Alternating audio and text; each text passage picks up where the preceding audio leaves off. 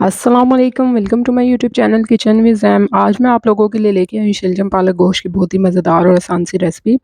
यहाँ पे मैं इसको मटन के साथ बना रही हूँ। आप लोग चाहें तो बीफ के साथ भी बना सकते हैं और चिकन के साथ भी बना सकते हैं, लेकिन मटन के साथ इसका टेस्ट और ज़्यादा दुबाला हो जाता है। आप लोग इस रेसिपी को ज़रूर ट्राई कीजिएगा। तो यहाँ पर मैंने आधा किलो के करीब जो है वो मटन लिया है।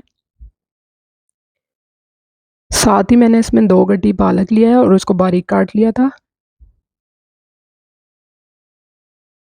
एक दरमियाना प्याज लिया था, 2 अदद टमाटर, 2 अदद हरी मिर्चें और 1 किलो शलजम क्यूब में कटे हुए।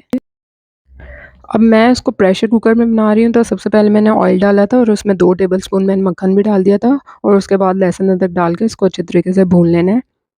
जब लहसुन अदरक की खुशबू आना शुरू हो जाएगी, तो उसके बाद हम इसमें मटन डालेंगे।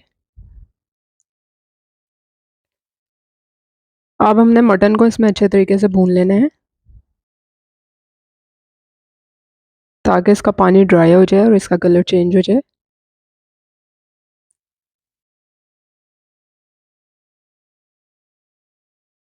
मटन को इस तरह भूनने से इसकी स्मेल ख़त्म हो जाती है।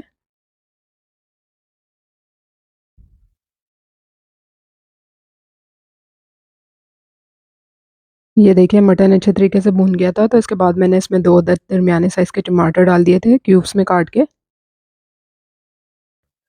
अब इसको भी हम अच्छे तरीके से इसमें भून लेंगे, इतनी देर तक कि टमाटर जो है वो सॉफ्ट हो जाए अच्छे तरीके से। साथ ही हम इसमें मसाले ऐड कर देते हैं। यहाँ पे मैंने 1.5 टीस्पून जो है नमक डाला है, 2 टीस्पून इसमें लाल मिर्च का पाउडर डाला है, 1 टीस्पून धनिया पाउडर, 1 टीस्पून इसमें हल्दी डाली है, 1 टीस्पून इसमें ज़ीरा पाउडर भी डाला है। अब देखिए मसाले को अच्छी तरह से भून लिया था और कितना ज़बरदस्त सा कलर आ गया है इसका।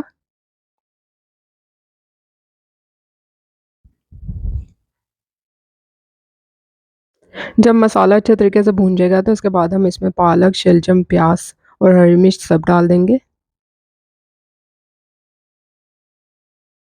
पालक को आप वॉश अच्छे तरीके से कीजिएगा, ताकि इसमें कोई भी मिट्टी वगैरह ना हो। अब देखिए साथ ही हमने इसमें प्याज और हरी मिर्च भी डाल दी है। अब ये क्यूब्स में कटे हुए शलजम भी डाल देंगे।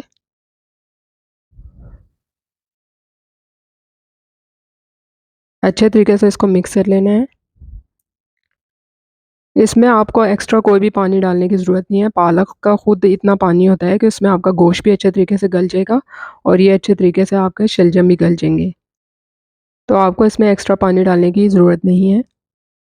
अब मैं इसको वेट लगा के रख दूँगी तकरीबन 20 से 25 मिनट के लिए मीडियम फ्लेम पर।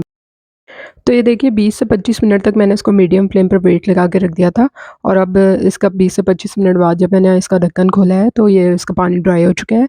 अब हमने करना ये है कि इसमें से गोश्त निकाल देना है और उसको मदानी की मदद से अच्छे तरीके से हमने घोट लेना है। आप लोग चाहें तो हैंड ब्लेंडर की मदद से भी इसको अच्छे तरीके से घोट सकते हैं।